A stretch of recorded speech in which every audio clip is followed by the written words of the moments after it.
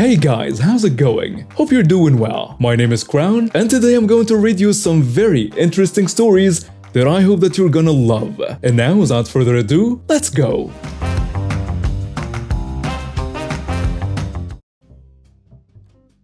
I went to a very well-known electronics store here in Germany looking for some Nintendo accessories for my Switch. As I stroll through the aisle, an old lady approaches me, asking me where to find Steam cards. Since I know that, I just told her they were by the register. The nice grandma was kind to me and told me she just thought to ask me because I was young and there were no employees nearby. So I helped her and went looking for my stuff again. I was wearing a red t-shirt and some really tight black pants. The shirt had Japanese signs printed on it as well, and I can't wrap my mind around how the next example thought I worked there. Now the story begins. As I pick up a nice case for my Nintendo Switch, I hear the signature, ahem. There was not a single person around before, so I immediately looked up. There she is, a real nice Karen. Mid-50s, short red hair, a secretary glasses, never seen anyone's face scream "Sucker Mom" more. Excuse me, where can I find? She reads from note, gaming monitor. Gaming monitor. Oh, I actually know that. I just got one for myself. I just bought a whole setup and the store is close by. 3 hours ago. I understand why you had trouble finding the monitor since they aren't in the monitor aisle because they have a discount at the moment. I know, that's why I'm here. Here you go. Pointing towards the monitor after walking her to the right aisle. I have back problems. I'll need you to carry that to check out in my car. There was no please or thank you. Me, not realizing she thinks I'm an employee. I can help you when I finish my shopping, but I think you can ask an employee to do that for you. Aha! And you are sure that you're not just being lazy? Pardon?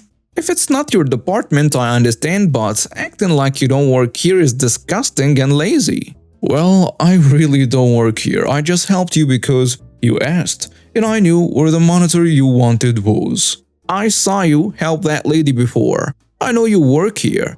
I want to speak to your manager now. She was actually going from fake smiling to screaming in a second, and I was terrified of this woman. I told you already I don't work here. Look at my shirt. You think that says X store in Japanese? How can you even come to that conclusion? You're not getting out of this. Help! She literally, and I kid you not, starts screaming for help. You are insane. I start walking off, and at this point I'm terrified of this psycho. She had a real wild and insane look in her eyes. I don't know why I just started walking, but I was actually so baffled I didn't know how to deal with that much insanity. Of course, Karen isn't just going to let me walk. The psycho decides to grab me with one arm around my neck and her other hand is grabbing my throat. Now I start smelling the Prosecco. Just out of reaction and panic, I forcibly fight my way free of the claws of the Karen and I elbow her face accidentally. She's screaming, "Bloody murder!" And I'm really sensitive guy and I just couldn't help it. I just started crying. Embarrassing, I know. I didn't know how to handle what happened at all.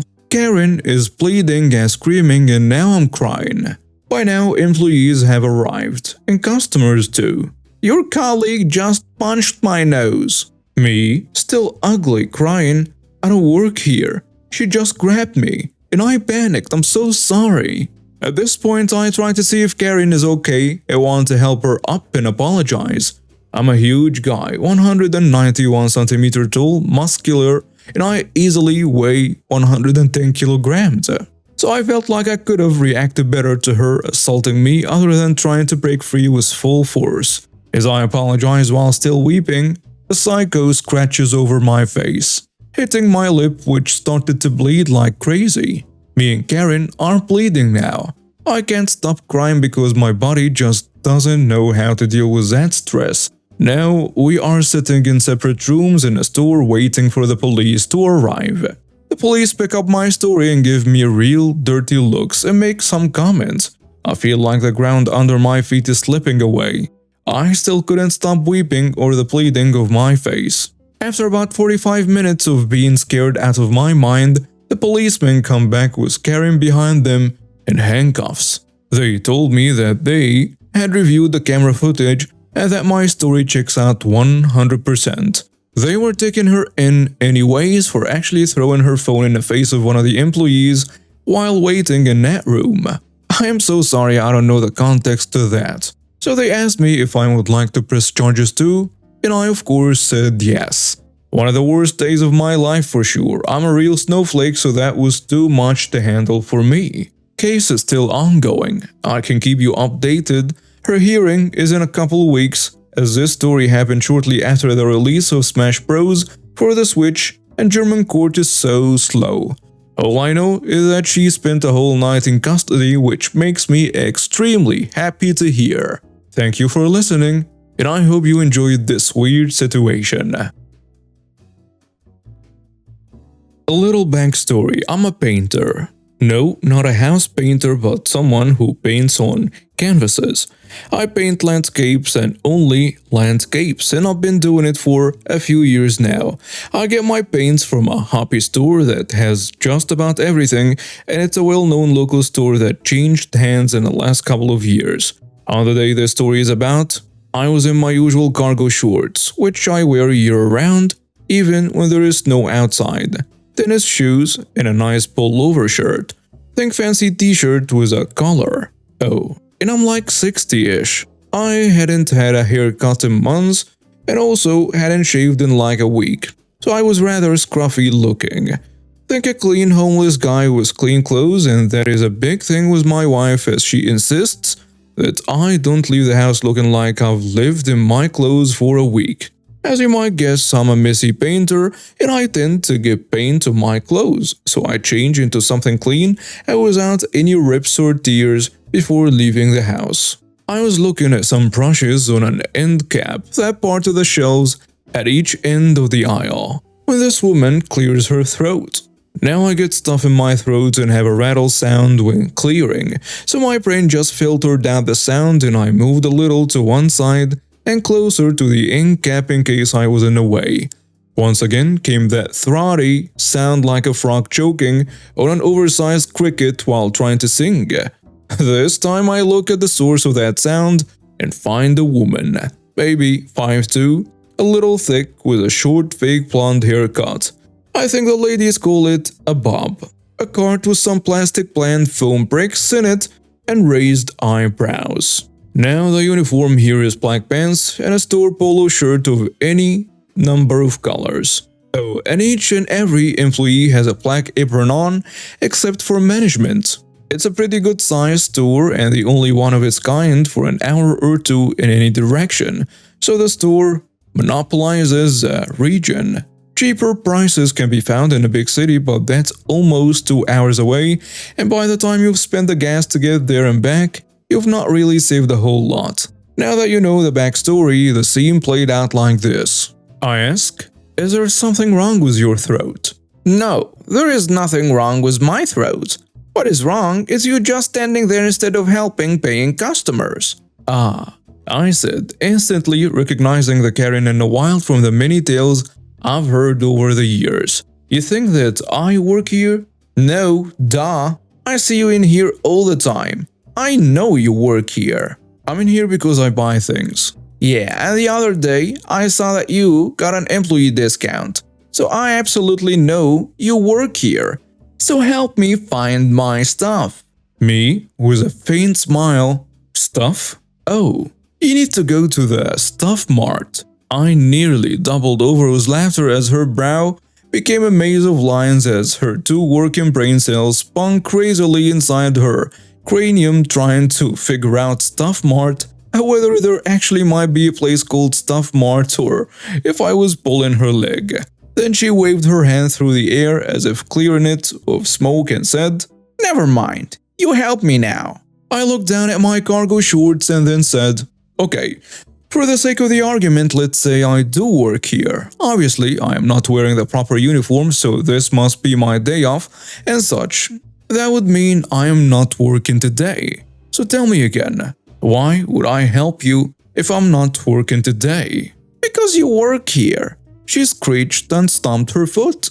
But don't even the peons get days off when they don't have to work? Now, with a really screeching voice, the crazy lady yells, "If you don't help me right this minute, I'm going to get you fired." Then came the mantra of all Karens, "Get me your manager." I could hear the clippity-clop of dress shoes clattering across the tiled floor at warp speed and knew help was soon to arrive. I reached over and picked up a paintbrush and said, "This is a paintbrush, you know. These fine crystals are all natural and can help bring your painting to life." The crazy lady looked at me with wide eyes and a mouth open and prepared for the early arrival of many flying insects should they happen to be landing, and this brought on a 2-foot stumps. "What? What are you babbling about? I want to find my things," she shouted just as Judy and Katie rounded the corner of an aisle to see what all the shouting was about. Judy was the assistant manager and Katie was the manager. Oh, but where do you suppose they could be? I feigned innocence. Judy spoke first. "What is going on here?" Before life on this earth could draw a single breath, the crazy lady let out a string of, "This stupid worker won't help me, has been rude to me, attacked me with that paintbrush, and I want the manager, and I want him fired for being too stupid to be working. They should have laws about people being too stupid to have jobs. I want my things found, and I want him for free for dealing with such an incompetent imbecile. I know the owner, and he will fire all of you if you do not help me." Judy looked back at me and then covered her mouth with her hand and turned her face to keep from laughing. Katie, who is in her 40s and looks to be in her 20s, suppressed a chuckle and walked right up to me and said humorously, "You know, if you stay a little while after work, we might go out on a date." "What?" cried the crazy lady, whose face went beet red and she took a step back from her cart while Judy ran off, doing her best to not laugh. "Okay, deal," I said, seeing the funny, knowing look in Katie's eyes. "Oh my hell, what is going on here?" The crazy lady screamed as though she was watching a murder being committed right in front of her. "Are you serious? I want someone to call the owner right now. Right this exact minute. This kind of behavior will not be tolerated in this store. I will have you both fired right now." Katie and I are about the same height, and when Katie hugged me, the crazy lady just started hopping around like a mad rabbit, stomping both her feet into the floor. The gal on the register and Judy came rushing to us. Judy was a store phone and said she was calling the owner. The crazy lady grabbed the phone out of Judy's hand and was running in circles waiting for the call to go through. Then Katie's phone rang. "And don't you go anywhere, you. Be right back." Katie answered the phone while looking at the crazy lady dead in the eyes. "Yeah, I'm the manager, and I'm the owner. And yeah, this is my husband, and you know what? I don't want your business. I don't want you in my store. I don't want to sell you anything, and I don't want your money. I do ban, and I will ban anyone and everyone who is rude to one of the employees, and you are banned. You will leave, or I will call the police and have you arrested for accosting my husband. Oh yeah, he gets an employee discount because I'm the owner, and I can give that discount to anyone I choose." Oh, the crazy lady was having none of it. "Oh, this is nonsense. You just called her cell. I want the owner, and I want the owner here right now." Katie looked at Judy and asked, "Have you called him yet?" "Yeah," Judy said. "They are on their way." A minute went by with the crazy lady stomping on the ground when two of our local officers came around the end aisle. Both officers knew Katie and Judy as they often got stuff from their wives on the way home from their shift, and so they rushed the crazy lady just as she threw the phone at me, hitting me in the chest. Both of the police officers were of the family pack variety and stood well over 6 feet. They manhandled the crazy lady pretty easily and got handcuffs on her. One took her outside and Katie told the other that she just wanted her trespassed, and knowing my wife like everybody in town does, they didn't even ask me if I wanted to press charges. Katie was a boss, and what she says goes. I looked at her and said, "You can be quite the vixen when you want to be, can't you?" Well, nobody fights and misses with my husband except me. This is an older story. I hope I haven't posted before. I was working at Widgets International in their order entry department. Widgets would come in for repair. I would type them up and move them along. One step in my process required me to flag for quality review any repair that had a significant enough complaint. This is a step I rarely followed. Why, you may ask? In my first months working there, I flagged maybe 3 orders out of several thousand. I was told that I was flagging too many. Turns out that quality review screens and pre-flags all the repairs they want to look at before they even come across my desk. My flagging orders was a waste of time. My time if the order was already flagged, and quality review's time if I flagged an order they had already determined they didn't need to see. So I stopped. Then we got a new manager, Portia. Portia was hard to make her mark on our team, so she reviewed our process and decided that we should be more active in flagging orders for quality review. I explained to her what I explained to you in the previous paragraph, that there was no point in our flagging anything. Portia refused to believe me and insisted we follow the process. Okay, boomer. So we started flagging more orders. 2 weeks later, Portia tells us that the quality review team has come to her in a panic because